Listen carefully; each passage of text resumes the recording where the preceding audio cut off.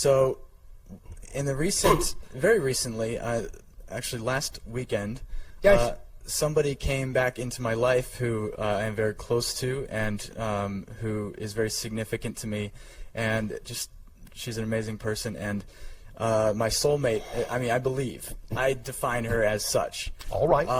Remembering the definition that anyone you're interacting with at that moment is also a type of soulmate. Yes. But I know what you mean. Yes, that perspective was interesting to me that you offered yesterday. And so, as a result of that meeting, during that weekend and exploring many things, we had been apart for several years, and reuniting brought up a lot of feelings and emotions, old issues, and we explored those things together. Yes. And I became aware of a lot of my thought processes, All right. some of which do not serve me. Thank you. And I was able to analyze a little bit and isolate those and kind of change my definitions. All right. And also apply some things that you had mentioned. Yes. Such as the physical mind being too analytical about things and not really understanding, not being able to understand. And I use the analogy of that my mind. I try to approach life as if I were painting a painting. Yes. And then if I run out of a certain color of paint, I become frustrated. Yes. And trying to redefine that and not approach life in that way, All right. but realize that the vision in my head does not have to literally come out into my life. Right. And what's your redefinition, using your painting analogy?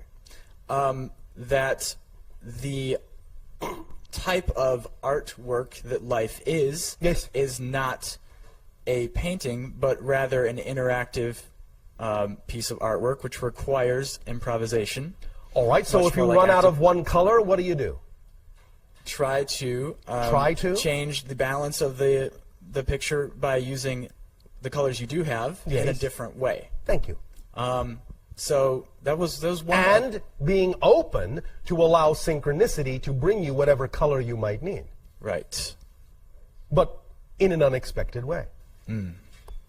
Thank you. And so that's one of many exciting aspects and things, breakthroughs and so forth that occurred during that time. Thank you. And another thing is that as a result, my relationship with the person I'm currently with is ending.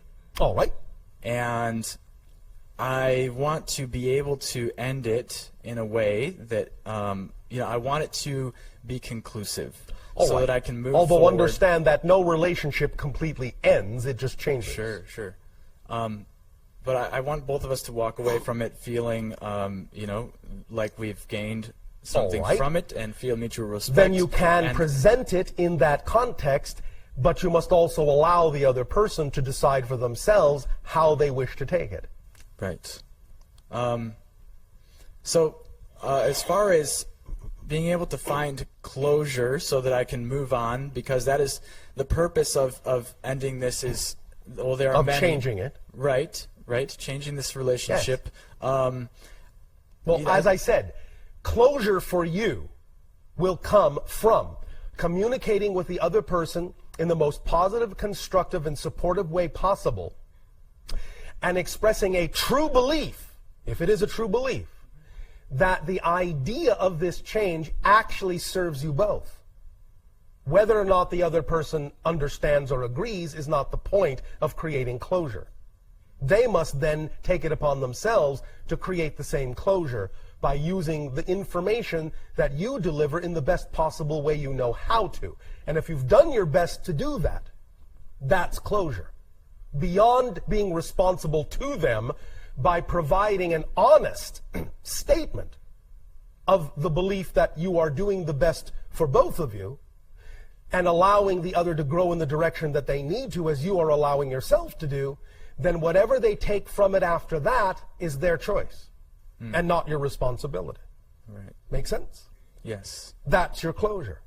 Okay. And so the purpose of this parting of ways is one of them is because I feel I should be alone for some time and not be with someone for once in my life and just get to know myself for a while. All right. And that's something that I talked about with this person who came back into my life as well. Yes. And so that is one big reason for this, and I feel like it's something I should do. Well, again, using the term loosely, whatever feels appropriate for you at the moment is your truth. It would be wise to act on it if it is an honest assessment of your truth at that moment. It would be wise to take action in that direction. Yeah, I believe that it is necessary, a necessary step for me to grow. All right. And then take that action. Yes. Does this assist you? It does, and I. Yes. Yes. As far as taking this action, there are still moments when I feel a connection to this person who I'm with, and I feel. You can feel all the connections you want. Right. It depends on how you interpret the connections that determines how you feel. And the interpretation of the connections comes from your beliefs. So if there are feelings that come up that are feelings that seem out of alignment with what you prefer to be happening, examine the beliefs that you have that are attached to how you are interpreting the connections that you experience. Does that make sense? I believe so. Re-examining the connections, re-examining the. In other words, it's not about necessarily not feeling connections. Yeah. But how you feel about the connections is determined by what you believe is going on in terms of how you define those connections. So if you're having feelings about the connections that are out of alignment with what you prefer to feel, you must have beliefs and definitions about the connections that are out of alignment with the preferred beliefs. You understand? Right. So examine what those beliefs are if the feelings are out of alignment with what you prefer to feel.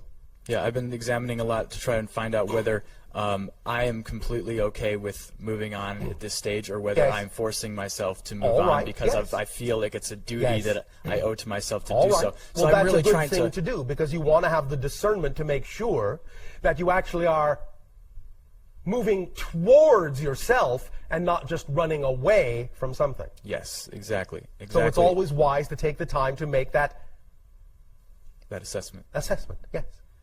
Okay, and I believe one other thing that's helping me with that is what you mentioned about envisioning yourself, your ideal self, and what would your ideal self be doing? How would they be handling the situation? And that's a very powerful tool that I think is going to help me to make the right decisions and handle everything appropriately in this situation. So thank you for that. Thank you very much. You are welcome. What does your new little clock say? Yes, all right. Good day, Bashar. And to you, good day. How are you? Perfect, and you? I'm wonderful. Thank you. I have two questions. Yes. The first question is, I lost my mother about 20 years ago. Yeah, she passed away. Oh, all right. Okay. She's not lost. She's just in a different form. Yes. All right. And for the past 3 years since I've moved back to California, she's been in a few of my dreams. And I've felt her presence really strongly here and there. Yes. I was wondering what I could do, any exercises to increase that ability to connect with her, I guess. Well, what has your imagination told you? I guess it's been a little limited. In what sense? Well, let me ask you another question first. Why do you feel it's necessary to increase the contact you are having when it's obvious you are having contact? Just because I want more. Why? I guess to have that comfort. Comfort. What is it about that comforts you? Just the fact that she's there and I can... But you know she is. Yeah. Why do you keep needing a repetition of proof? Because it feels good. But it feels good because you have a belief about it. Mm-hmm. What's your belief? What's your belief about why you need more contact?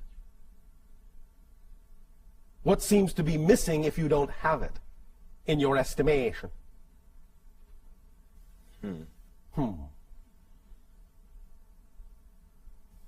I'll ponder on that. Ponder.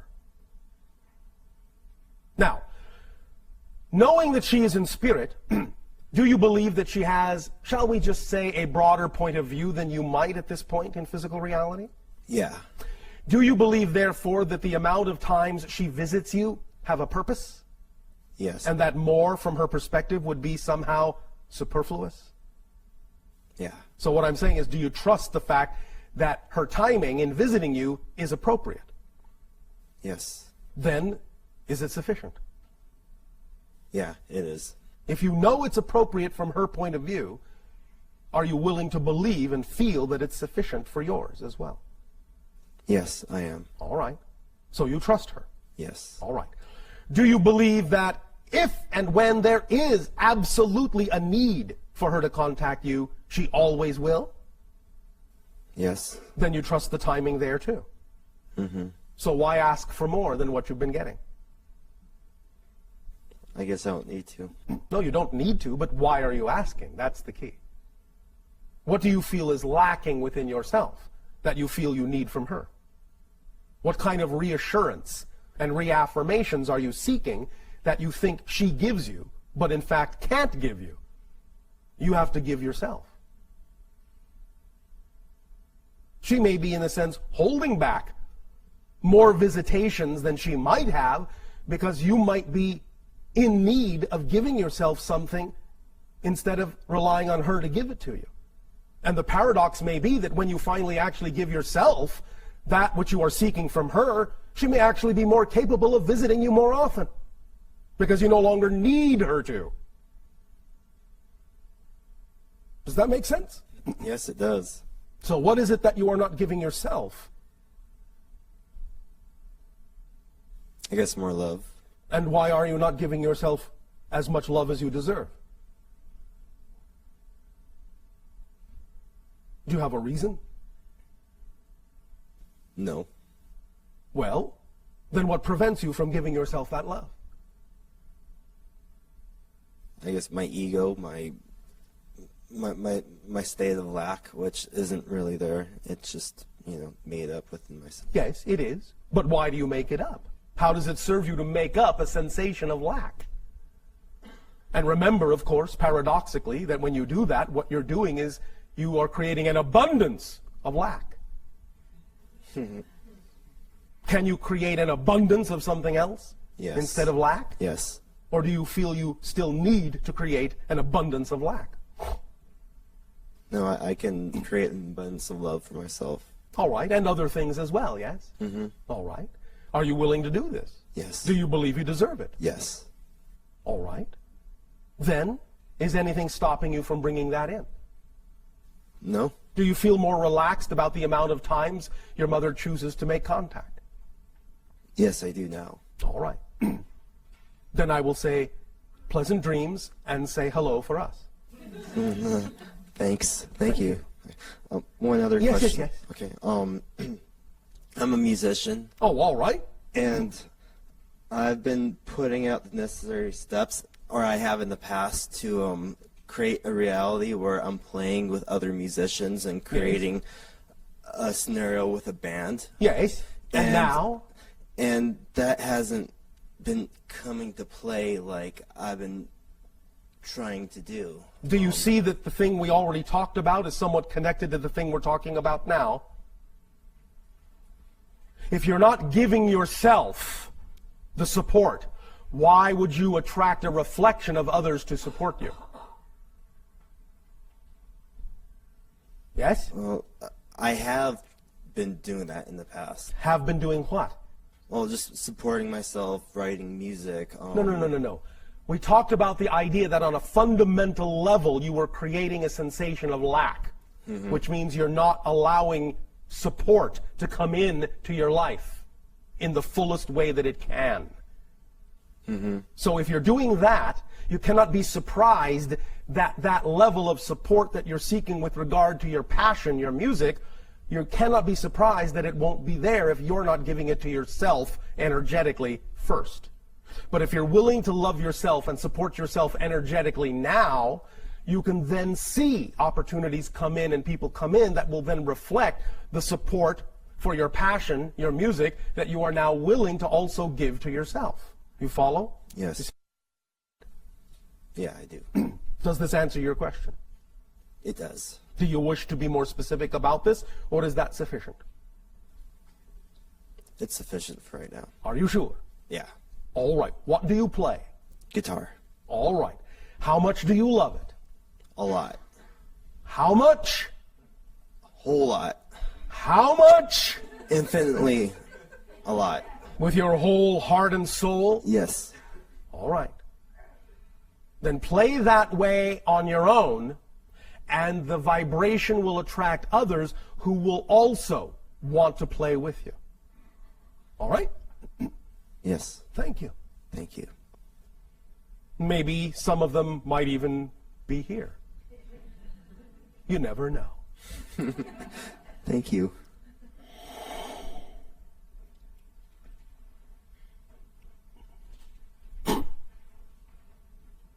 Hello, Bashar. And you good day. My name is Deborah Campbell. All right, if you insist. Yes.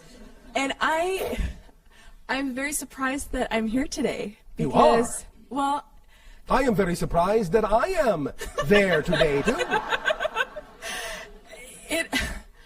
Everything just aligned up for me to be here today. It was so incredible from Well, being thank here you. yesterday. Thank So you for creating that synchronicity. I'm very thankful. Oh, thank you. My question is, I have this feeling in my chest, and Yes. my heart is pounding Yes. amazingly right now. Oh, all right.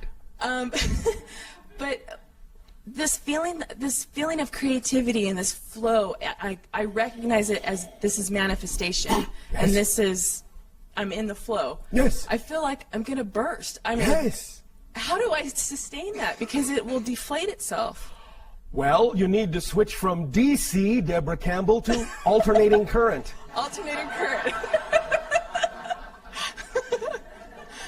Because I have this desire to attend the Journey into Oneness in Sedona. Yes. And I have this energy that is, it's propelling me to it. Yes. And I created this vision board, Yes. and I can see the support that's coming. It just feels like sometimes it just deflates itself. Yes. And Again, alternating current. alternating current. Switches on, off, on, off, on, off, on, off, on, off, on, off, on, off. And because it does, it travels farther than direct current. Okay. The idea is that sometimes the rest is necessary for the acceleration. Without rest, there is no acceleration. Okay. You understand? There is only a steady stream with no variance. Like procrastination? Procrastination is a different thing than the idea of what might be an automatic resting point. Okay. Well, I was in procrastination prior to coming here. Well, that's different. Well, and I recognized where that came from. Which was? Avoidance Of what? of being who I truly am in my natural self. And you are no longer avoiding that? True. All right. That's why I'm here. All right. Well, that may be some of the bursting sensation as well. Okay. Because once you unleash your energy, it may strain at the dam for a bit until you regulate the flow. But that's all right. Okay. It's to be expected if you're holding on to something for a long time and finally release it. It may push a little bit at the edges of the envelope. Okay. I'm very grateful. Thank you. You are welcome.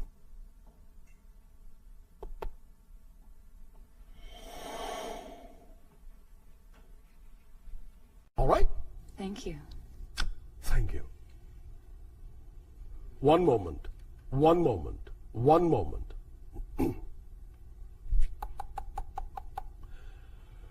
We must, at this timing, extend to each and every one of you our deep appreciation and a reminder that of all the things to come, they also all exist now, and you have access to them all. Today is yesterday's tomorrow. It's all the same. It's all one. It's all here. It's all now. By acting on the downloads you get, in moving in the direction of becoming more and more and more, the state of being and the vibration that you know to be true for your natural self. And just being in that state for its own sake for its own sake, for its own sake, then all the walls and all the barriers and all the borders dissolve, and everything can come through that needs to come through to let you know you are upheld and supported and carried forward in the arms of your higher mind and all that is, unconditionally, faithfully, eternally. Fear not, for all you will discover in your fear is more of yourself. We thank you for this co-created transmission, our unconditional love to you all, forever and ever. Good day.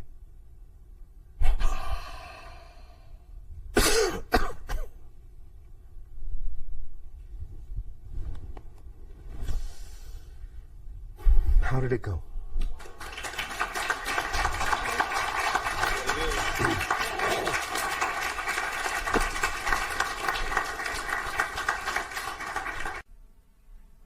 Hello, Bashar. And to you, good day. I have two questions. Yes. First question is, I'm a filmmaker, a writer. Oh, all right. That And- doesn't sound like a question. Well, I would like to know if there's a process that you might recommend to prepare oneself for the creative, process, particularly writing, so that I can be Well, most... that might be different for different people. But remember that what we have talked about before regarding the idea of any ritual, tool, or technique is that it's simply just a permission slip. A permission slip means that anything will work, whatever your imagination is attracted to, you are attracted to for the reason that it's keyed to your vibration, and thus it will work for you. It doesn't really much matter what it is as long as you're attracted to do it, as long as it comes into your inspiration and imagination.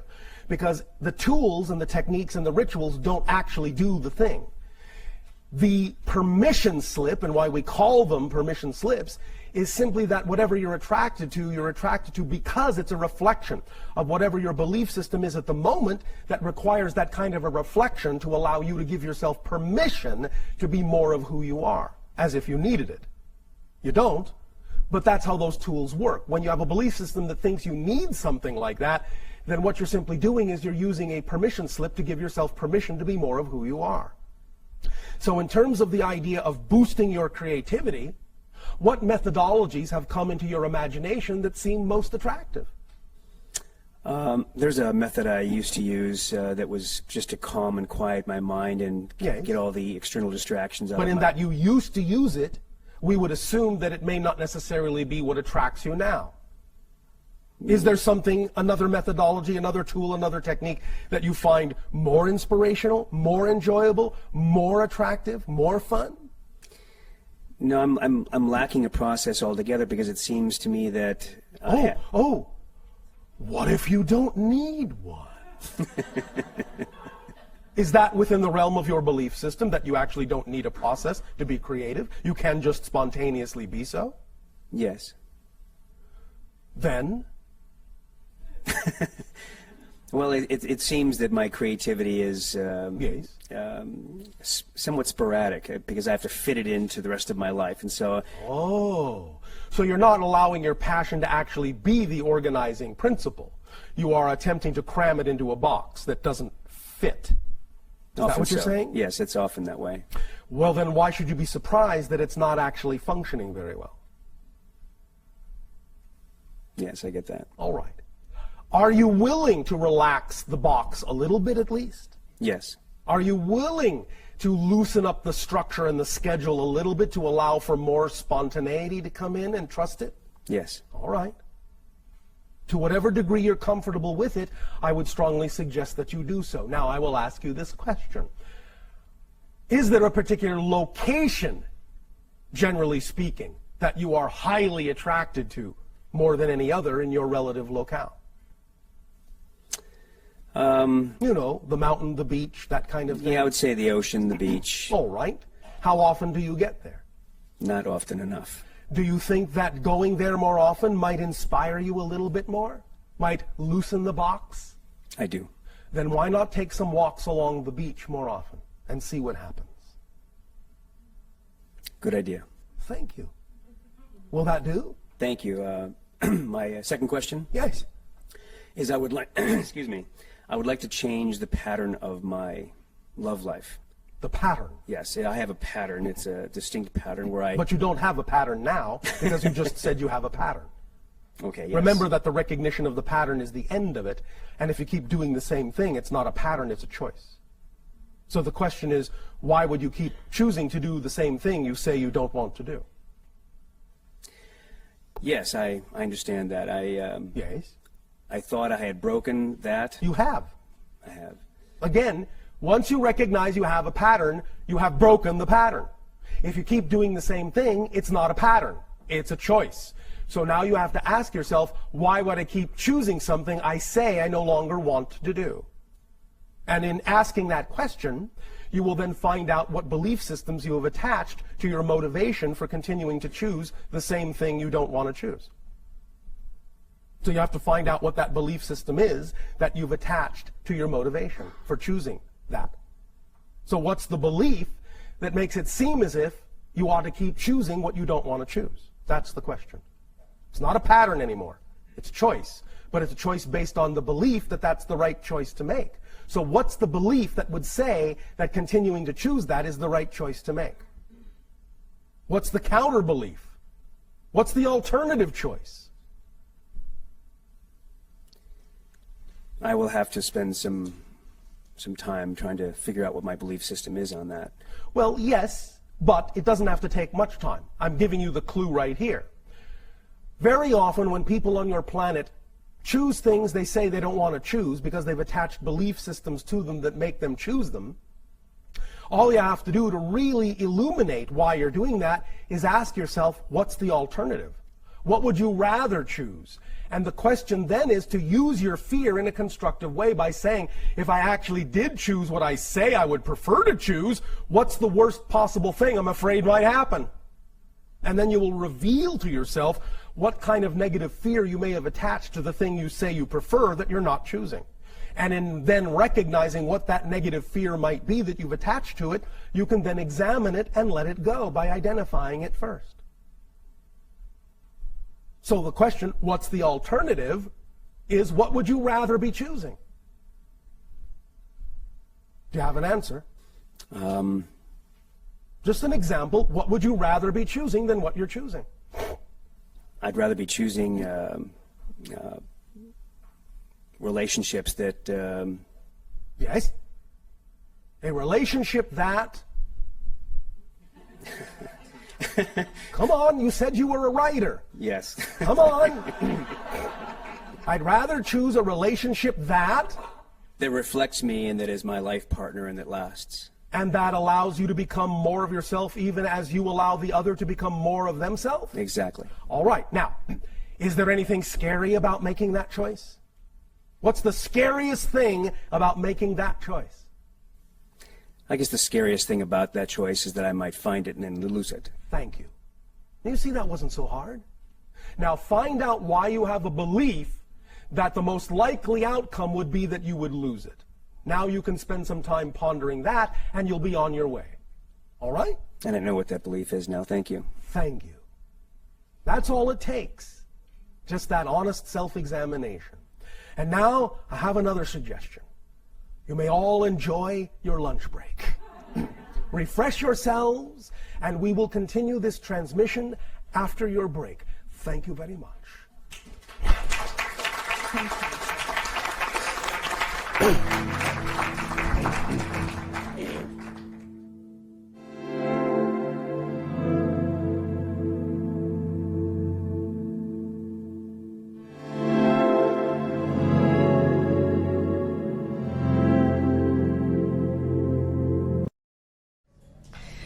Welcome back, everyone. Hope you had a really good lunch. Ready for more Bashar?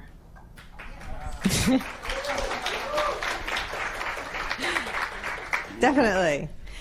Okay, someone mentioned this at lunch, and I thought I would ask the group just where people came from. I know some people came from long distances. You could just shout it out. Miami, Connecticut, San Diego, New York, Toronto, Germany, Oregon, Monrovia, Auckland. We have someone from Auckland here. Wow. And I know we have people tuned in from Australia for sure. Yes. Esasani. Esasani. I think that's the farthest away.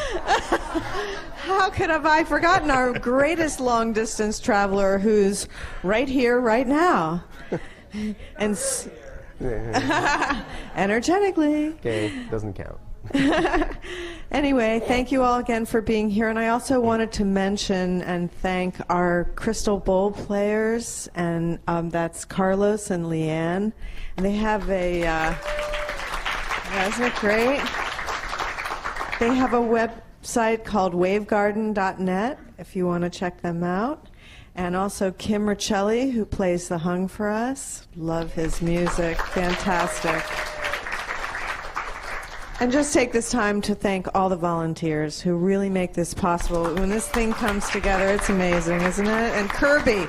Oh, have to mention about Kirby and his crystals. I mean, if you've been coming for a while, you know that he brings these all the way down from Northern California and creates this incredible ambiance. And I just can't say thank you enough, Kirby. Really appreciate it. Okay, so I guess... April. And April. Oh, thank you. Thank you. It's my pleasure. It really is. So thank you all, too. So I guess we'll find out about... Today is yesterday's tomorrow. Can't wait. Thank you.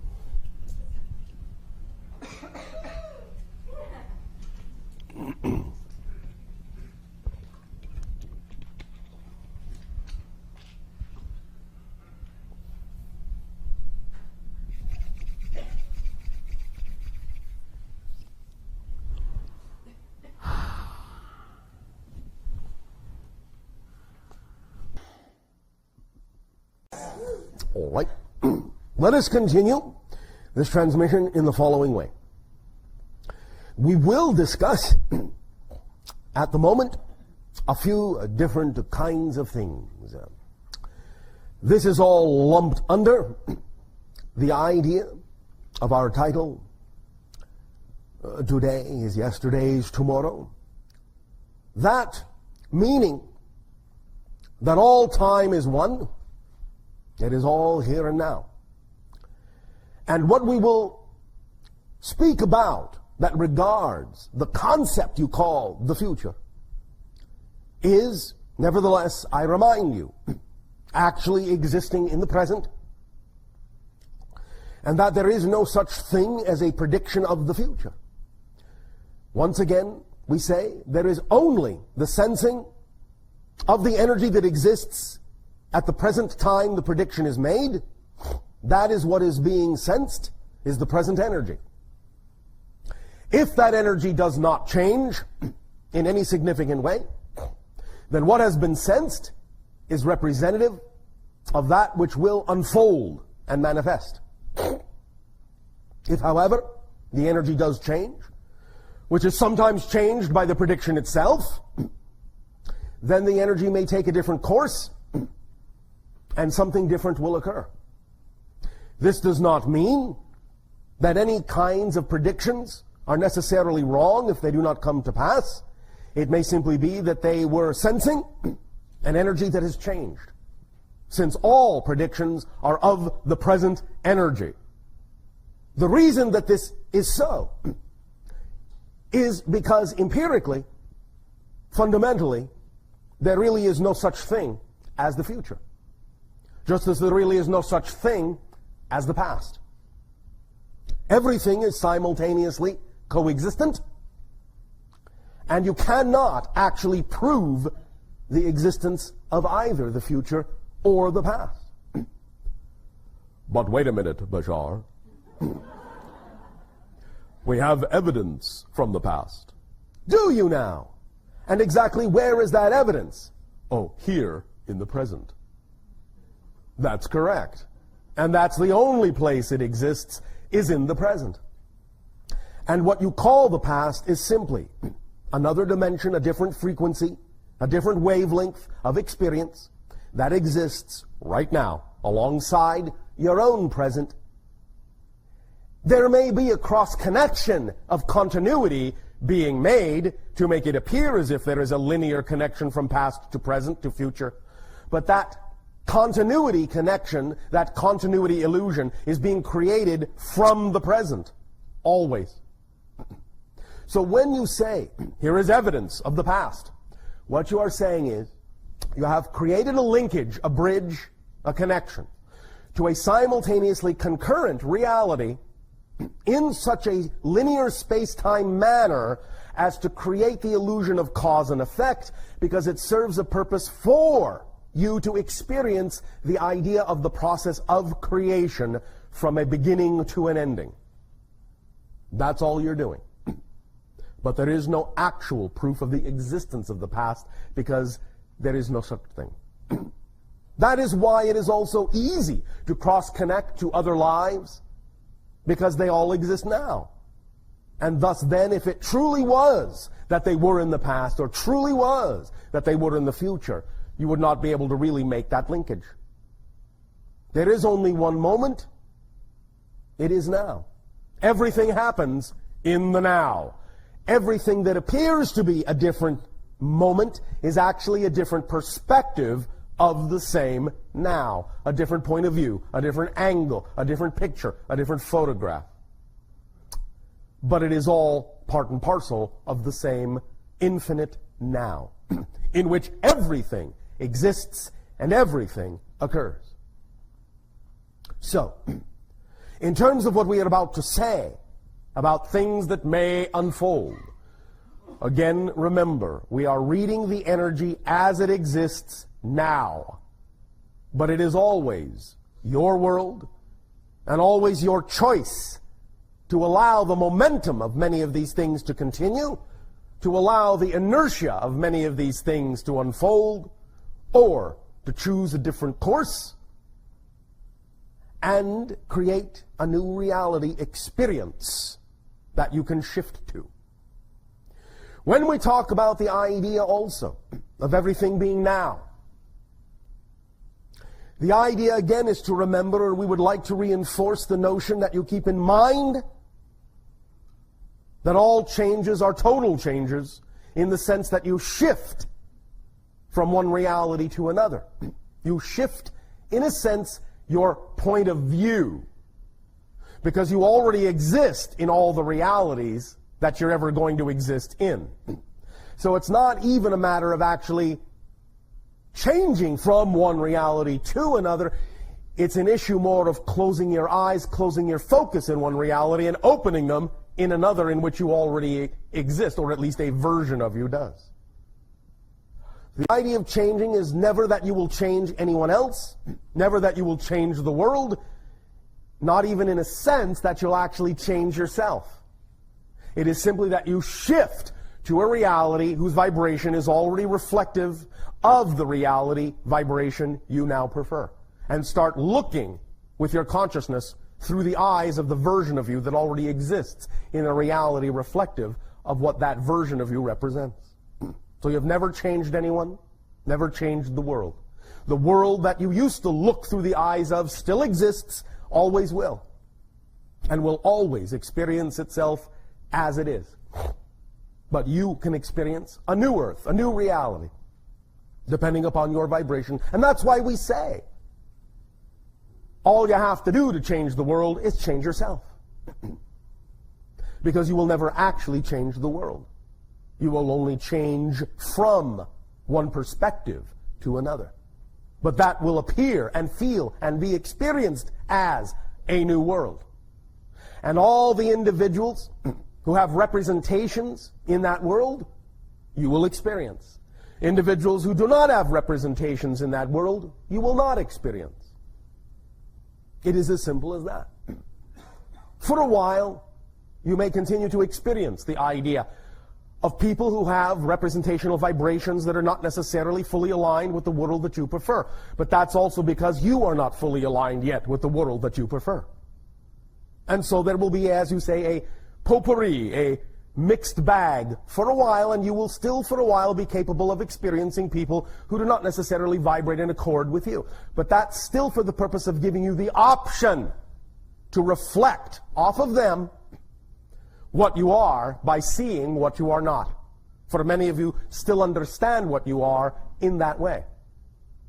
But the more and more you understand who you are for its own sake, without necessarily needing to see a counter offer of what you are not, more and more of you who do not need that will no longer see that.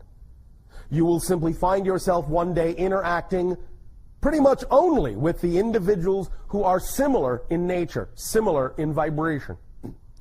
And you may scratch your heads and wonder where all the other people went. But they will still be on the world that you no longer look through. And they will still be living their lives as they wish to, as they have chosen to. And it's as simple as that. And neither, in terms of validity, is more important or better or right or wrong than the other. They are all part and parcel of the infinite choices within all that is. Allow them to all be valid. Allow all to make the choices that they need to make. And by doing so, it will be that much easier for you to allow yourself to experience the reality that you prefer.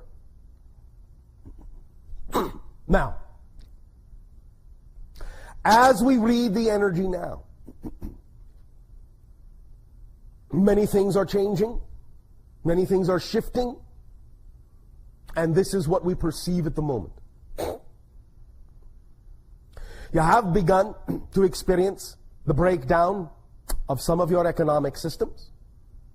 You have begun to experience some shifting in your political worlds. This will continue. And again, as we have always said, the idea is not to change the old systems, but to have new systems in place, ready to go when the old systems fall apart. That will be part and parcel of taking action in the new world, in the new way. Creating that vibration that is representative of the reality you wish to take yourself to. So that when you shift, and in that shift, experience the old ideas falling away, falling apart, crumbling all around you, you will have the capacity to attract to yourself new systems, either invented by you or others that you will attract yourself to be able to facilitate the new ideas, the new perspectives, the new ways of doing things in the new reality you will have shifted to, which can then be implemented rapidly. Now, as it stands in this moment, what you are doing with your economic structure may carry you for about 5 of your years. Then there will be what you call another collapse. But at that time, in 5 years, there will be other systems that can rapidly replace what has then been washed away. So, do not fear. Never approach these things with fear, for that will determine what reality you experience. So obviously what we are perceiving and what we are sharing with you is part and parcel of the reality, of the vibration of your preferred reality, which does not mean there will not be change, sometimes even very dramatic change. But remember, as we said, an event is not an event until you have responded to it. So the idea is not so much exactly what happens, but how you respond to it that makes it the event you will experience it to be. So respond well to all these things, and they will serve you well in the new reality. Respond negatively, and that's the reality you will remain in. So in 5 years, you will see, most likely, the opportunity to reinvent some very fundamental economic principles on your planet that will begin to take you, not right away, but will begin to take you toward an understanding of the true worth and the true value of the individual members of a society, which will ultimately lead to an economy actually based on the actual skills and talents of the individuals in a society, which will be in that context uncorruptible. The idea in that sense will be that as you approach the concept of a global organization, it will be one that allows borders and barriers to be crossed and to be dissolved, because it will be the skills and talents of individuals that will cross those borders to be of service to others who need their services. And as you begin finding more and more teams of individuals being sent around the world to aid and assist those that require their assistance, you will suddenly begin to see the threads being woven of the tapestry of a new economy. And bit by bit, within a few decades, you will realize that no longer will you require an artificial symbol to represent the idea of value and exchange. The exchange between people will be sufficient, and the reason that this will work is because it will also go hand in hand with the idea that within the next 2 or 3 decades, you will also create the idea of absolute, unlimited free energy. And once you achieve that, you will find that almost nothing stands in your way of becoming a unified society. Now, between now and then, there may be a few interesting surprises. Again, as we have talked about, more and more will be there an increase in the awareness of the existence of extraterrestrial societies, beginning on and around your year of 2015. There will be more knowledge that such things exist. And again, as it expands, ultimately to your year of 2033, when it will be, in that sense, open contact that will have occurred between your civilization and the first civilization to make open contact with your world, that we in our ancient language have called the Shalanaya, but which they in their own language are called the Yael. You will see more of their ships here and there, and they will become more and more blatant, allowing you the opportunity to respond in a manner that allows your society to know that you are ready more and more every day for such open communion, open contact with other civilizations.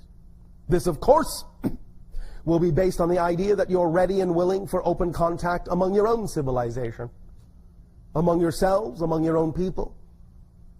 The willingness to take the actions necessary to receive the downloads and take the actions necessary to create more expansive systems, more expansive opportunities, more expansive services, more expansive inventions, more expansive awareness about the nature of the structure of existence, and apply that in your day-to-day reality. Politically, you will find, over the course of that same 3 decades, many new changes will come about. Somewhere after your year of 2025, but before your year of 2033, it is quite likely, as we read the energy now, that there will be formed for the first time what you call a North American Union, similar in some senses to what the European Union is attempting to do, but it will be slightly different.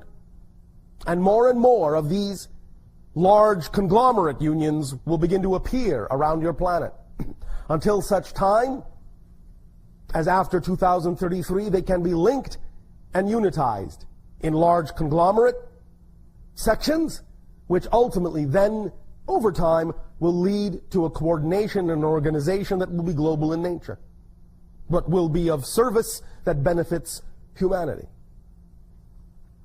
One moment.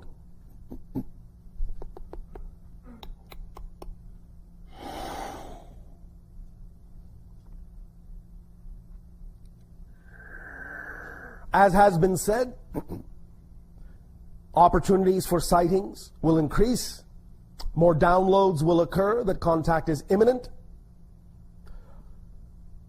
The The literalness of the sightings may or may not occur in your upcoming next couple of days, and also again in February of your new year. One moment. To allow for some of these transitions to take hold, take root, without our interference, we will once again go offline for the transition of your present to new year. Somewhere in and around your December 15th, and we will reconnect once again after your new year has begun. One moment. The channel and the original agreement that was made within the Oversoul, of which he and I are aspects, was that there would be a delivery of information for no less than 9 of your orbits. We are now approaching a time in what you call 2 orbits that will represent 3 times the original agreed upon amount. Once it reaches its 27th year, it will then take a different form. For the next 3 years thereafter, until your year of 2013. We will not instruct at this time what this different form will be, but it will be by our calling alone in terms of how it shall occur. In the manner of the channeling as you understand it now, to no society to whom we have channeled does any channeling in one form last more than the length of an Sasanian lifetime. But because our dimension is 10 times faster than yours, our lifespan of 300 years translates into your reality as 30 years. So when the 30th year occurs in 2013, there will be a transition of how this information is delivered. There will be a transition, as we said, in the 27th year. There will be a difference in the last 3 years until the 30th year, and after that there will be a complete transformation of how this information is delivered. But it will go hand in hand and be part and parcel with many of the changes that are upcoming, and will represent many of the new systems that are required for implementation in terms of the educational systems on your world. And it will dovetail, as you say, into some of those educational systems and lay the foundations for new interactive educational systems that shall be widespread in the years to come after 2013. One moment.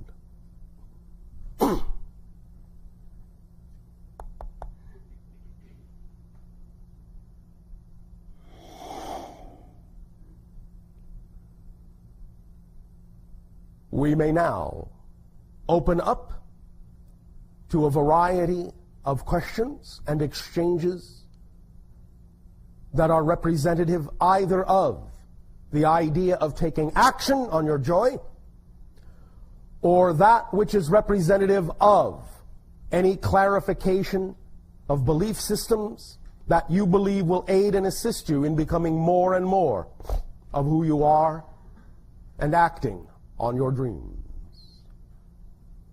You may begin this portion of the transmission.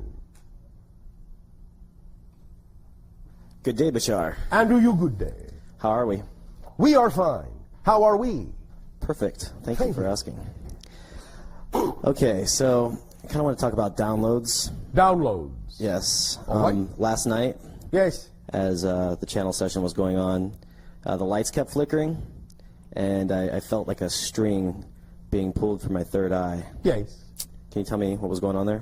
The idea, again, is that we were talking about the pineal gland, which you euphemistically refer to as the third eye. Thus, the idea is that there was more activation of that particular energy center of the body, and when that energy center of the body is more highly activated, it expands one's ability to perceive into other dimensions. But doing so actually also expands the electromagnetic field around the body. It can, for a while, until stabilized, be a little bit erratic. And when interacting with other electromagnetic fields, of which there are a plethora on your planet, it may cause contrary waves that will cause feedback loops in some of the existing electromagnetic systems that are in your immediate proximity, so as to cause fluctuations in their fields. Would like a cell phone be interrupting that then, for example? It can. Okay. Or it can be interrupted by the expanding field from your body. Okay. Or even activated. Was that why the lights were flickering then? In some sense, yes. Okay.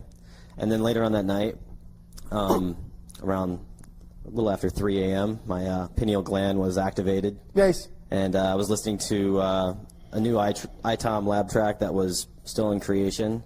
And basically I had some incarnational experiences, and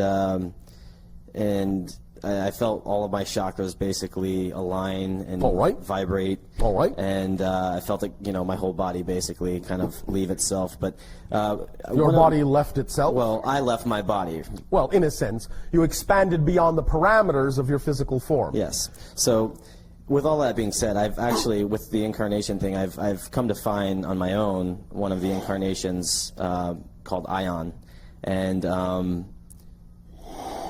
I was just hoping you could maybe expand on maybe what had happened last night, what I should be picking up on. The idea is that it was a template of a future, what you call a future incarnation.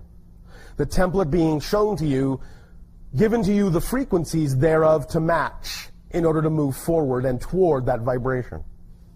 Okay, and how can I, from what had happened, put that into action? Spend more time in the non-physical planes, or meditate on that How more? does your imagination wish to put it into action? Through creativity. Well, then, do so. Okay. Could you tell me a little bit more about Ion? It is a being of spontaneity, of spontaneous creation, that is highly technological in the sense that it is strongly connected to electromagnetic fields and their instantaneous manipulation. Cool. There's that temperature again. Yes. Okay, so what about with Tiave? Ion and Tiave have a relationship. Can you tell me about that? Not at this time. Okay. Except to say this.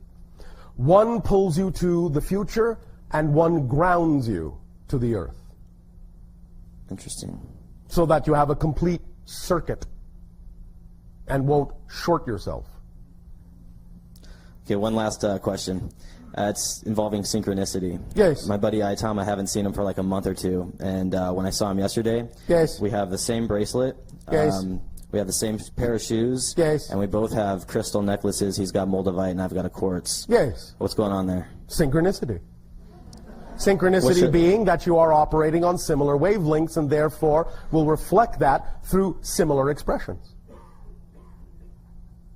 Okay, so basically like the whole, if you drop a glass theory and, all the different particles are all a part of the one, we're basically kind of two shards that were closer together that kind of broke apart, in that sense? No. The idea being, of course, that on a certain level everything is one, and all of you are shards of the one. Yes. But in the terms in which you meant it, synchronistically, the idea is that if you are vibrating on a similar wavelength, then you will experience similar things simultaneously. Oh, all right. Thank you. Thank you. I have a question about how to take action more effectively in my field of work. Which is? I'm a writer. All right, and this is your passion, yes? And a film producer, yes. Yes, all right. And taking action more effectively. Well, specifically in reference to one element of this business. Yes. I feel very confident and have been successful as a writer for many, many years. All right. And as a producer too, I feel that I'm doing well in the all the creative. All right. Areas of that. And what area are you seeking to enhance? What I'm seeking to enhance is my comfort level with raising money. I'm involved right now in organizing a really fabulous documentary project. And why are you uncomfortable in raising money? Well, I have never been required to do this by myself before, for one thing, and also So you do not believe you necessarily possess the skills to do so? That's part of it. All right. And also, I don't. I don't have any particular in-depth training as far as finances are concerned. I feel very comfortable in the creative end with everything and the people. Why and is all this of that. not a creative aspect? Maybe you are simply defining it in a way that doesn't serve you.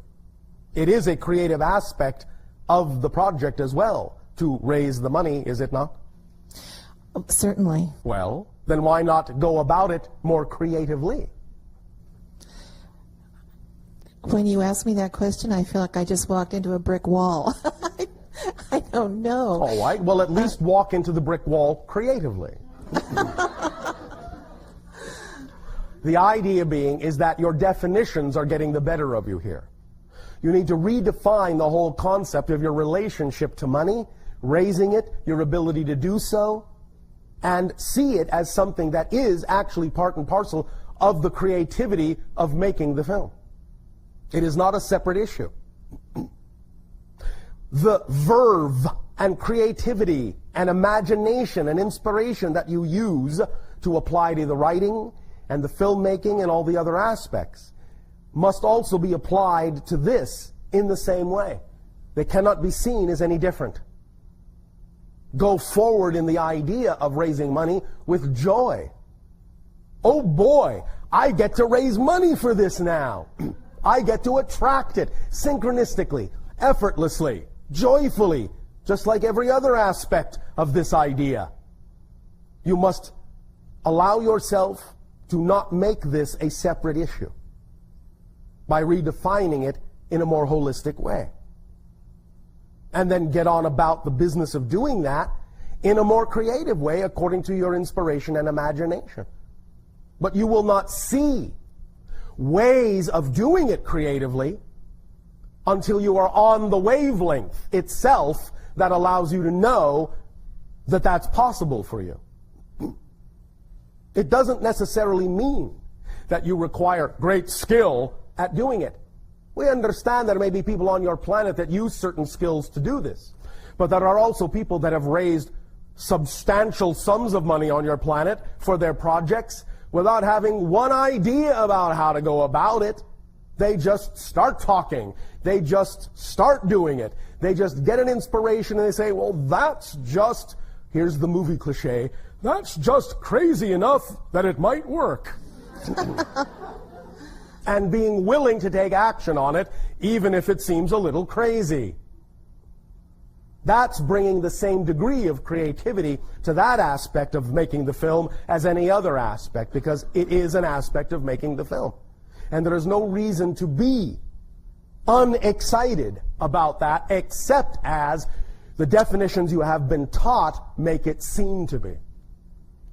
Is this making some sense? Oh, absolutely. That's very helpful. Now, in your imagination, can you right now imagine one unusual way in which you might go about attracting this money? What springs to mind when you allow your imagination to simply run free with it? No matter how crazy it looks, say it. Even if it doesn't seem practical, let it come. Well, the first thing that occurred to me is to approach someone in a group I know that has hundreds of members who are very interested in this kind of thing. All right. And then through your passion about the project, perhaps inspire them to join with you in helping co-create it, yes? Right. So, will you take action on that? Yes. Thank you. Yes, I will. Thank you. That's really all it takes. Don't bring expectation into it. Just allow it to be what it is and act on the next most exciting thing that crops up after that. But if that's what popped into your imagination, then you are allowing your imagination to be the conduit that allows higher mind to communicate those ideas that if you take action on will get you where you're going. Whether that is the immediate manifestational form or not, doesn't matter. It will move you in the correct direction and put you in the proper state of being to attract what you need. And the more passionate you are about it for its own sake, rather than being excited about it because you need something from someone, the more passionate you are about it for its own sake, the more enticing you will make it seem to others who also want to play. You see? Yeah. Does that help? Yeah, it does. I think it also, what you're saying too, is to just let go of the tension around it. Yes. Because that's only created by definitions you have of that don't serve you and have nothing to do with the idea of your passion. That's why it feels awkward. The awkwardness is telling you that the way you're approaching that aspect of the deal is not representative of your passion. Therefore, find a way that is. Invent a way that is. Yes? Yeah. Thank you. I have another question now, too, about what you just began to speak about a moment ago. Yes. In fact, a couple of them. I am still having trouble trying to figure out how to understand the idea of history and chronological time. Yes. And everything occurring simultaneously. For example, yes. The one image that keeps coming to mind is, in 16th century England or yes. London, yes. the costumes looked a particular way. Yes. And they still do in that reality. But we have the same city in this year. No, you don't. No, you don't. That's where you're city. getting confused. It's not the same city. It's not the same reality. It's just a different version. Then what is memory? For those of us, good question. If we have memory of what we think of as memory past lives, is what's created in the present. Memory does not come from the past. It's created in the present. Memory is simply a cross-linking, a cross-connecting to another reality that you then put into a linear space-time framework for your convenience of continuity. Look at the analogy that we have often used. You are in the film business, so look at the analogy we have often used of the film strip. You know that if you look at the strip of film, one frame at a time, one after another, it's going to appear to be a continuous motion from beginning to end. But if you're the projectionist, you know that you can simply hold the film strip out between your hands and see all the frames at the same time. Just because you might experience the beginning through the projector and the ending through the projector and all the things in sequence when it runs through the projector, when you don't run it through the projector but just hold it in your hands, you can see all the frames at the same time and can look at them in any order you want. Does that make sense? Yes. So, reality is exactly like that. What you call 16th century London is a frame on a piece of film. What you call 21st century London is a frame somewhere on that film strip.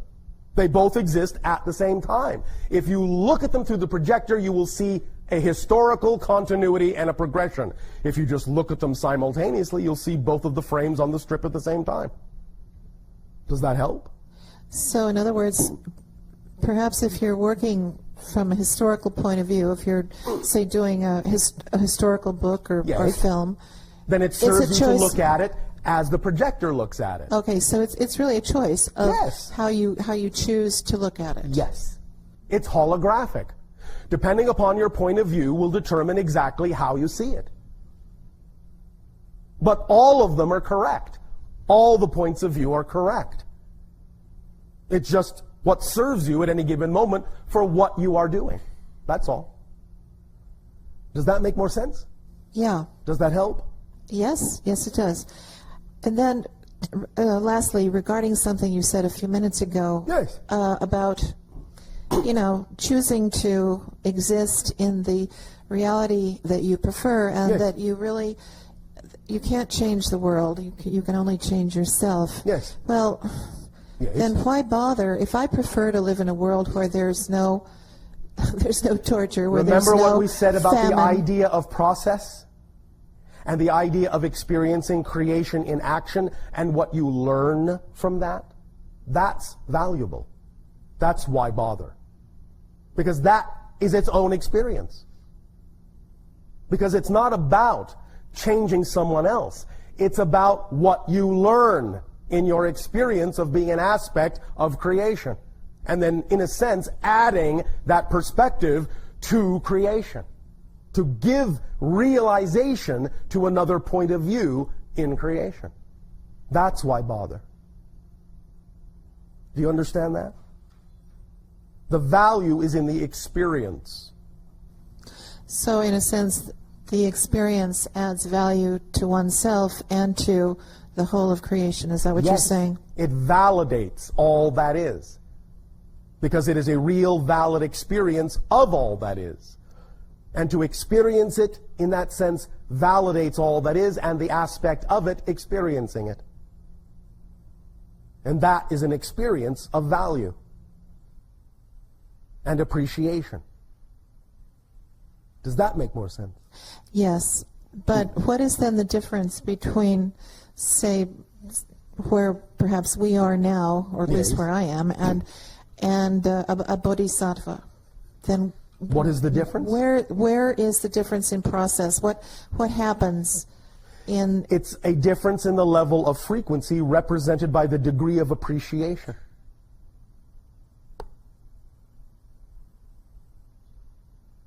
The higher the appreciation frequency, the less need there is for the process or the experience in order to add value and appreciation to all that is. The bodhisattva simply adds it by being appreciation. Most of you are still going through the process of experiencing the process that eventually creates the appreciation. Make sense? So is appreciation in this sense the equivalent of unconditional compassion? Yes. Vibrationally speaking. Does that help? Yes. Thank you. Thank you.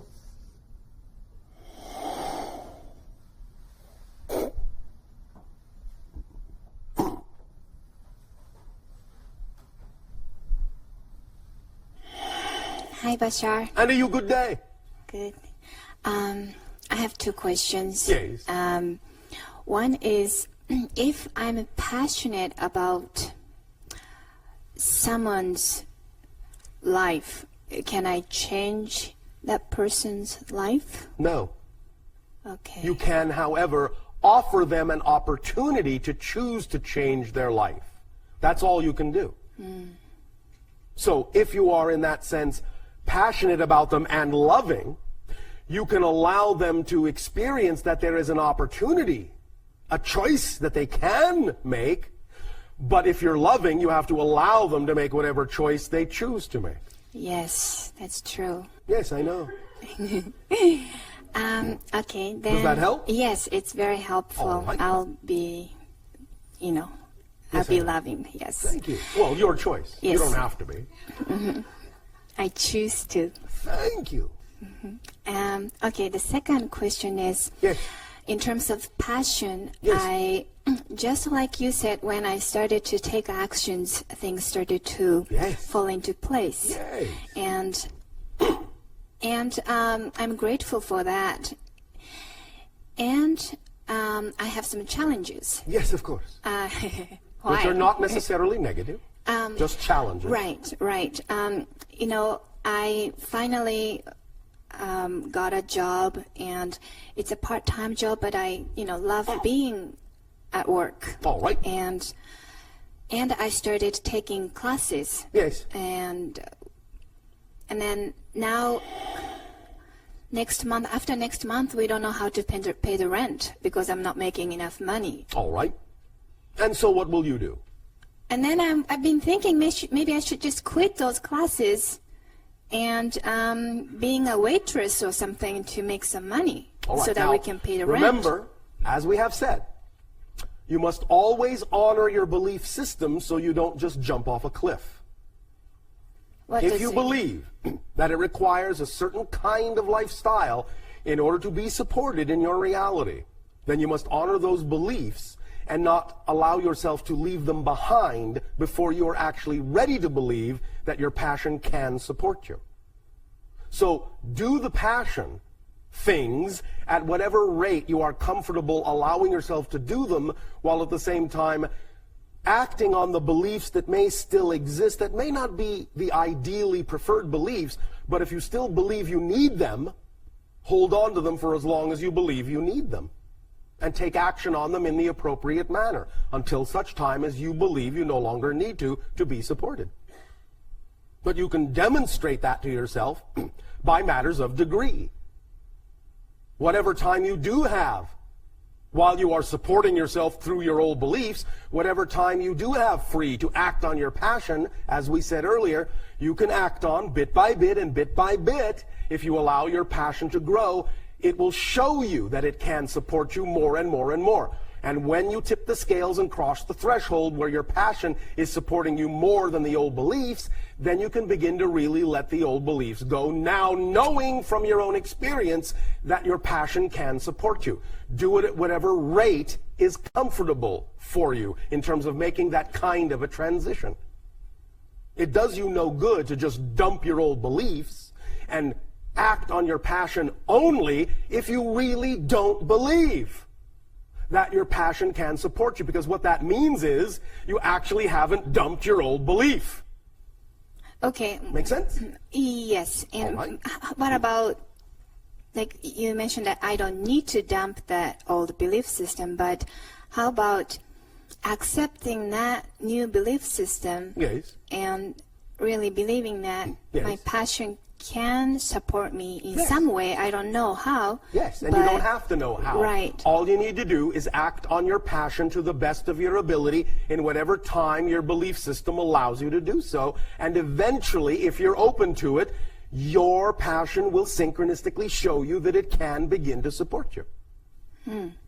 So, I mean, what I'm saying that you said you don't need to, and you sounded like you said I probably shouldn't. I said you don't need to let go of the beliefs that are supporting you before you find out that the beliefs you would prefer to support you can. Okay.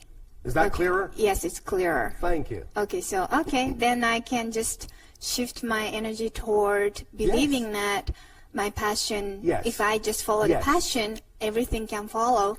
In whatever time frame is available to you, based on also keeping the beliefs that right now you believe are necessary to support you. Yes. Right. But when it's not demonstrating, that, it may not be demonstrating simply because you may not be putting them in the proper ratio. As we said, if you let go of too many of the beliefs that you believe you need to support you and go toward acting on your passion without believing it will support you fully, it will not support you fully. Okay. Because you still have the belief that it won't support you fully. Okay. When that belief is truly gone, it will support you fully. But until that belief that your passion cannot support you is gone, then you need to hold on to beliefs that will support you. Okay, and I believe you said that it doesn't have to take so much time to have new belief system. No, it doesn't at all. But that's up to you and how willing you are to let go of what doesn't work and allow what does work to actually work.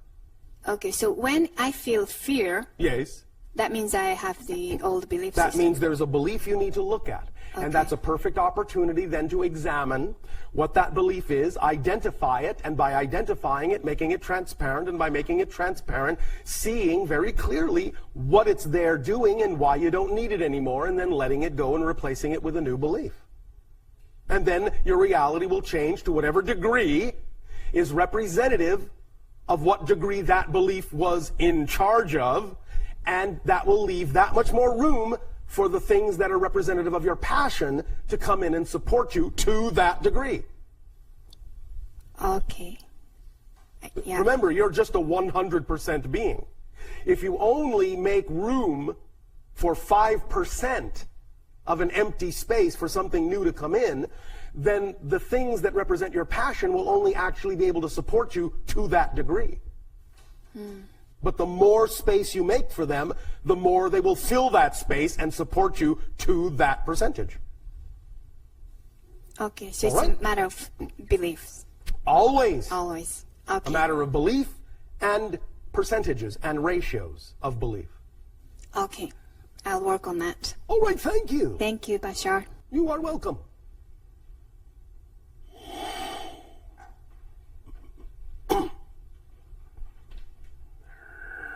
Good afternoon, Bashar. And to you, good day. How are you? Perfect, and you? Good. I actually brought a little show and tell, Oh, all right. and I found something very synchronistic about Yes. today. Yes. We were just talking about free energy, and Yes. we were talking last public channeling about a double helix cone Yes. fitting into itself. Yes. And you have begun to experiment. Yes, I've begun to experiment and actually brought one.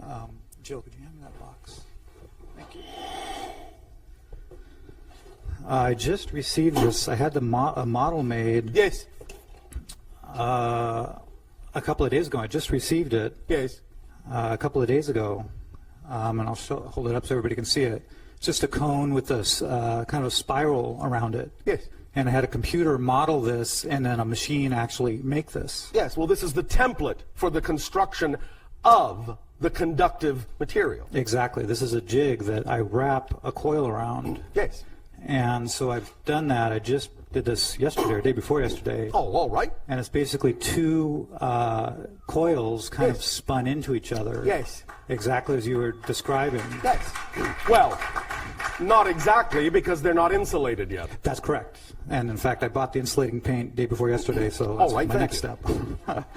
But I find the synchronicity so interesting because I've been working on this kind of on and off for the past several months, and just day before yesterday, I received it in the mail. Yes. So Thank you know, for your synchronicity. hours later, I wrapped this thing together, and the next day I'm showing up here at the channeling. So And there you go. It's so interesting. Yes. So my question for you, and I Yes. don't want to get too technical now, I will at a private, but my question for you is basically, how does this thing work? What is it? What is it doing? What am I? Okay, so I've got these coils. They're wrapped into each other. It is, in What am I some doing degree, here? the essence of what you call a capacitor and a transformer. Okay. The idea is that once you initiate a certain kind of electrical current through it, you allow it to become vibrationally sensitive because of its shape to higher frequency energies, which are then, in a sense, harmonically attracted to it and begin coursing along the same route.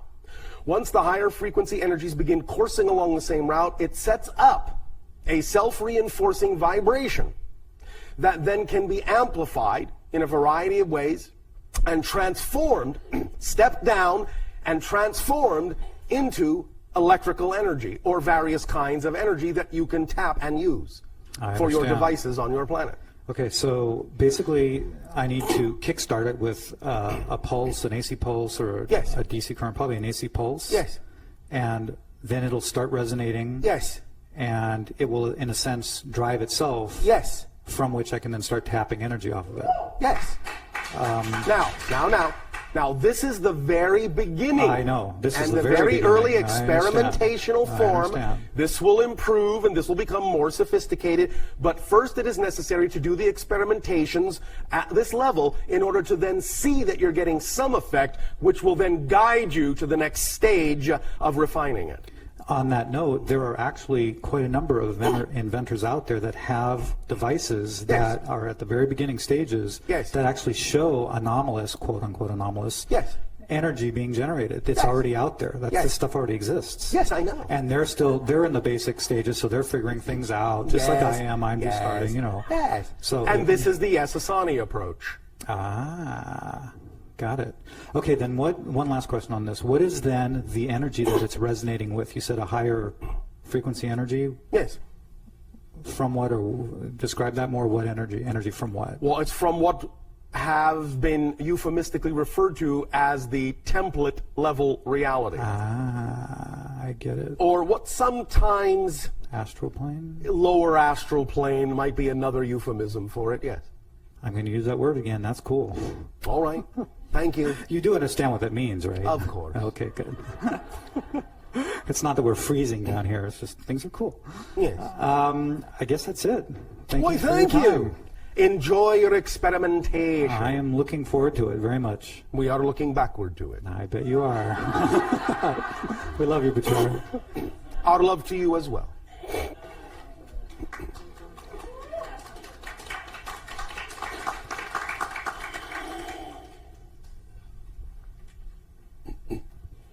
Hi, Bashar. And to you, good day. Good day to you.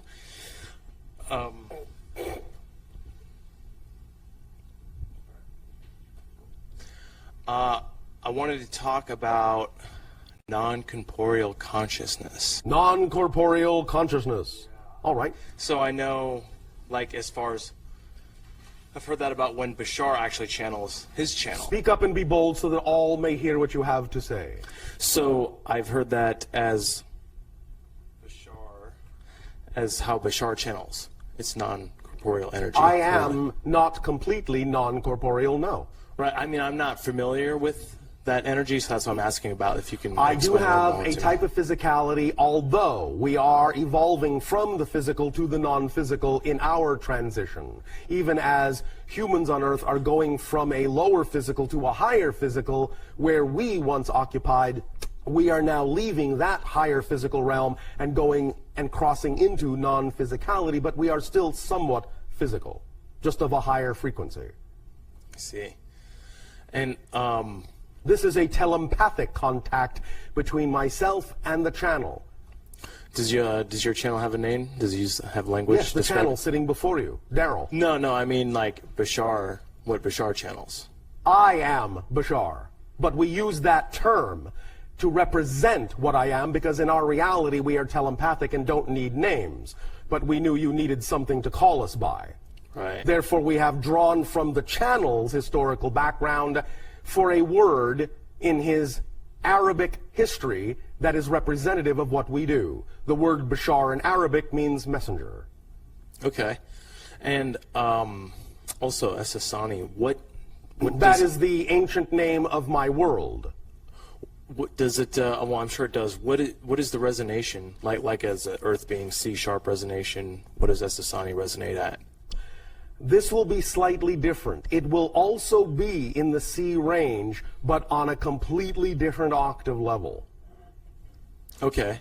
And the last thing I want to ask is, again, you're saying who is it that we're going to have more open contact with? What is the name of them? The first beings that will be those with whom humans on Earth will have open contact publicly will be another hybrid species other than ourselves. We are a hybrid species.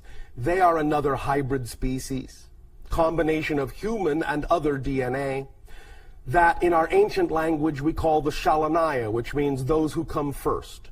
But in their own language, they call themselves the Yahyel. Okay.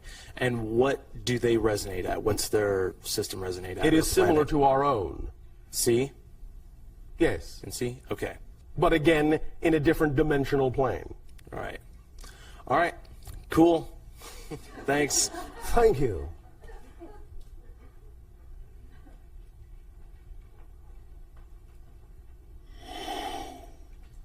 Hi, Bashar. One moment.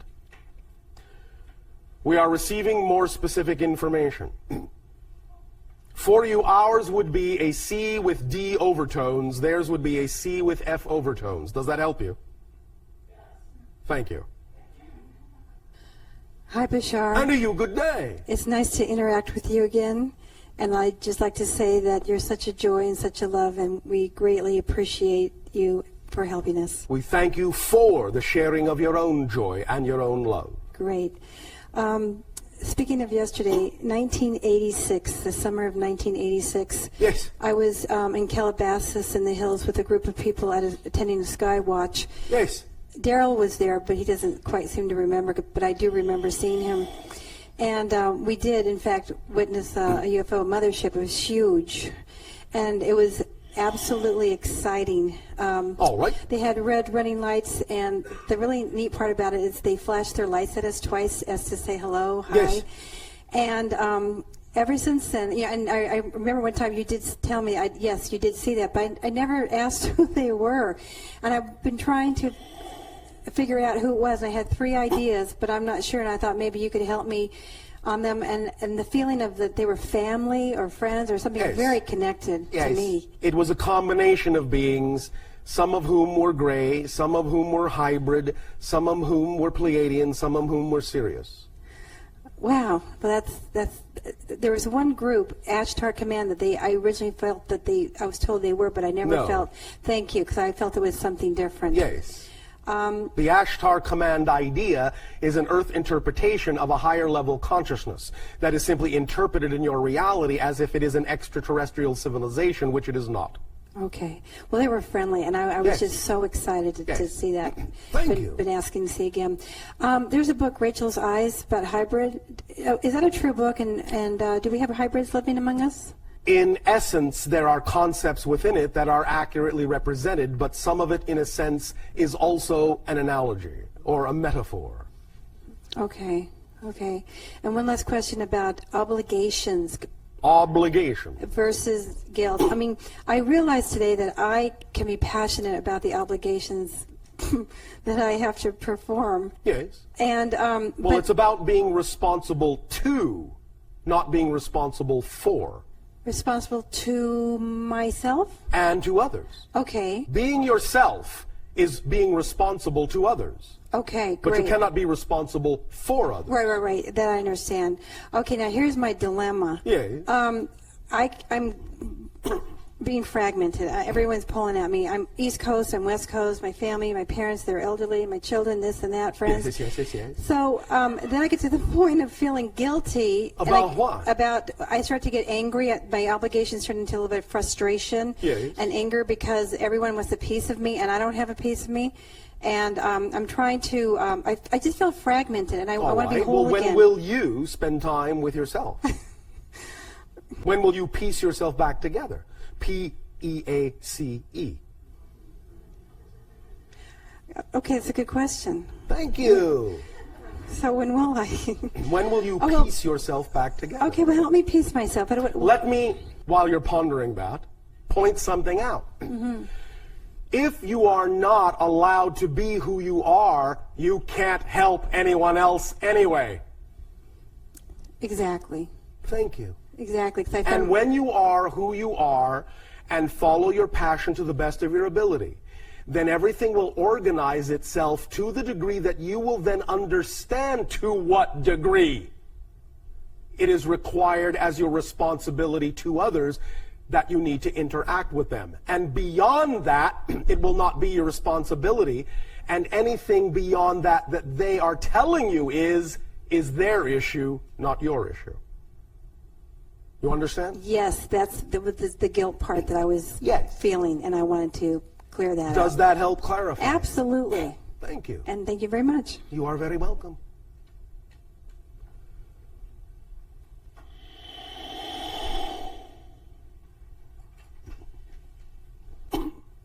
Hi, Bashar. And to you, good day. Thank you for being here. Thank you for the co-creation of this interaction. Speak up and be bold. Okay. I have a question to do with resistance. Resistance. And opening. Yes. You do remember that all resistance comes from, in that sense, belief systems, yes? Right. And you do remember that all pain comes from resistance to the natural self, yes? Right. All right. So I have a feeling that each of us has this sort of blueprint that we've chosen to come into the DNA. In a sense, yes. And the less resistance we have to that, the more open we are to our total potential as a in this body. Yes. So or as this body. As this body. So as humans are shifting now from the third to the fourth dimension, so to speak, you're actually already in the fourth dimension because you have 3 of space and 1 of time. But Okay. we understand the quote-unquote New Age nomenclature. The idea is that you're shifting into fourth density. okay, fourth density. As we make this shift, is it simply a matter of letting go of this resistance, being open, more open to all that is? It can be that simple if you're willing to allow it to be. Are you? Yes. Thank you. And how, as you know, my partner Carlos and I play crystal singing bowls and make music. Yes. And we thank you for your gift. Oh, you're welcome. Thank you for, I'm really grateful to have it, or to be able to offer it. How can we use crystal, specifically music in general, to help people open more It is and an make this shift? unlocking mechanism. The idea is that certain frequencies, and you know what they are when you feel them, completely put you into neutral. You can't think of a thing. Right. When surrounded and immersed in certain vibrations coming from those bowls. Yes. When you are in that state, or when someone is in that state of neutrality, immersed in that vibrational resonance, then it is much easier, being that they're at a resting point, a fulcrum point, a balance point, to then gauge which way they would prefer to go and begin to move in that direction and recrystallize themselves in that energy. So it is an unlocking mechanism, very powerful unlocking mechanism that will actually be utilized in the future in the idea of medicinal and psychological healing. In many ways, these can actually replace what was attempted some time ago with the use of certain kinds of drugs, such as LSD, because they unlock the idea of old beliefs. But the crystal bowls can actually put you in the same state, and it is that unlocking that is key to allow one to then reassess what one would prefer to lock into once one has been neutralized. Right. And I have a question then regarding the past use of crystal. For example, whatever, I know the past is now, but yes. The use of crystal, for example, in Atlantis, if there are things that we should be careful of as we are using the crystal bowls. Just be mindful that everyone always has a choice, that you're doing this to help support out of unconditional love and allowance, and not in any way, shape, or form making it an issue of negative ego, nor making it an issue of self-aggrandizement, nor making it an issue that someone must do a thing. Then you will avoid all the things that the Atlanteans fell prey to in the polarization of their society. Do you think it would be a good idea for us to go to places of power to play, to... If you wish. Do you think it's a good idea? Feels like it. Well, there you go. Okay. Is that your imagination talking? Yeah, it is. Guess where that comes from? And I'm holding a beautiful crystal ball. Yes. And I was wondering if you could tell me anything about this one and whether you feel it. It's round. Yes. If you feel that it has some kind of resonance for me, that there's something that I can do. I was also thinking about this when we were talking about energy and the development of free energy. Yes. If there's also some connection with things that we can do with crystal and... If you immerse it in water and then put vibrations from the bowls through the water, you will allow yourself, if you wish, to turn that into a neutralizing master crystal, which can be used even in that form to aid and unlock certain perspectives when slept next to. If it is above the crown chakra, when you sleep, it will actually act as a doorway, if you do this, to other dimensions and enhance the production of dimethyltryptamine in the pineal gland. Is there a certain frequency bowl that I should use? The one that allows you to feel that you have been neutralized. Ah, okay. All right? One more question. Yes. Among the Esasani, I'm curious, so in the fourth density. Yes, we are going from fourth to fifth. Right. As you shift, I would assume that your interests are changing. Yes. You're exposed more. Is it true that you're exposed more than we are then to all that is, because you're shifting into this higher density? We allow ourselves to be, but that doesn't mean that we have more ability to be. You have all the same ability, but we allow ourselves to be more exposed, as you put it, to all that is. Yes. And so is that, for example, when a person travels all around the world, they can get really jaded about new things. Everything looks sort of boring. Well, if you say so. But remember, as we have often said, there are no boring situations, just bored minds. Right, okay. So I was just curious what people in Essassani find exciting and interesting. Is part of it what you're doing now, this helping other civilizations? Remember that we only do what we find exciting and interesting. Right. And therefore this qualifies as one of those things. And I do this with many different civilizations who are on the verge of transition. Sounds really exciting. It is. Shall I tell you something even differently exciting? Yes. Because, of course, there is nothing more exciting. Okay, right. We have recently encountered a civilization that has recognized through an actual technological process, although this can be done obviously with your own consciousness. But the fascinating thing is they've actually found a way to do this through a technological process wherein they have recognized that the event horizon of a black hole actually contains, embedded in the event horizon, the pattern of all knowledge in the universe.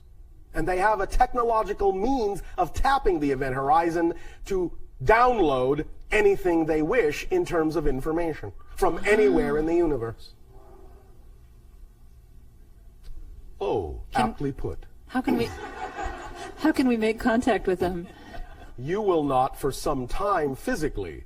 But again, if you neutralize yourself and think of that idea and think of them, you can allow some initial contact to begin on a consciousness energetic level. And they are more than willing to allow any of you through your consciousness to tap into that device and download what you wish, as long as it serves you. What's their name? What's the name of their civilization? It doesn't translate. Now, I can give you this, but it is only an analogy. All right? Yes. All right. Refractorum. Refractorum. They are completely non-humanoid. They appear to be much like metallic, elastic bands in complex configurations. In a world you would find almost unimaginable. Refractorum. And that is the roughest approximation, barely capable of being translated into your language. Many of those sounds and letters are nowhere near accurate at all. But it will do. Refractorum. And to help you understand that vibration, there are no vowels in that name. So if you're going to spell it out, it is similar to what you find in the Hebrew language, where only the consonants really appear. So you would have what might pass for the R, the F, the R, a K, a TH sound, an R, and an M. You understand? Yes. Refractorum.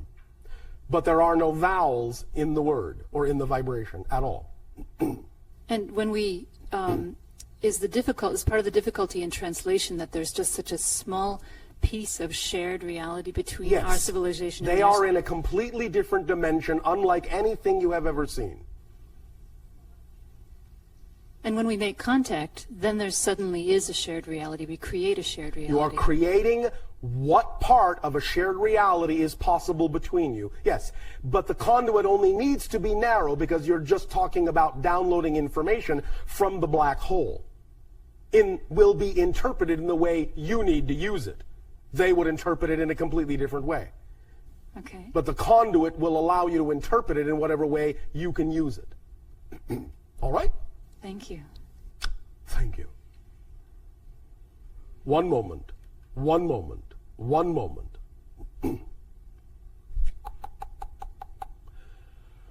We must, at this timing, extend to each and every one of you our deep appreciation and a reminder that of all the things to come, they also all exist now, and you have access to them all. Today is yesterday's tomorrow. It's all the same. It's all one. It's all here. It's all now.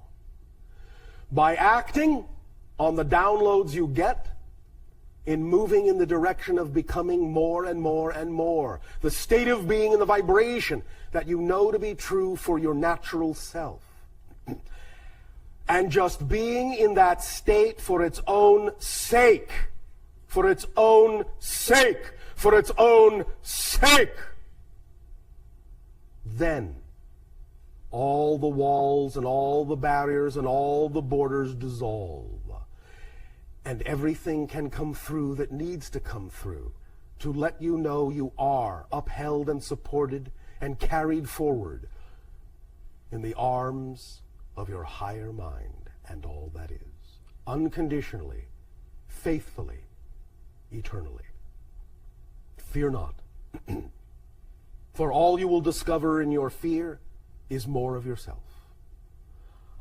We thank you for this co-created transmission, our unconditional love to you all, forever and ever. Good day.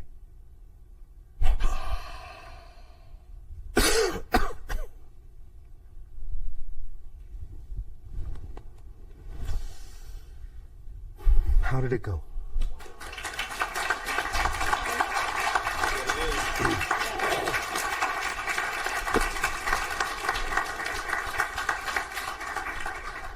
Did you have a good time? Yeah, it was great. Well, thank you everyone very much for being here this weekend. We really appreciate it. Thanks a lot. Before you go, one last thing is, could someone hold this for me for a second?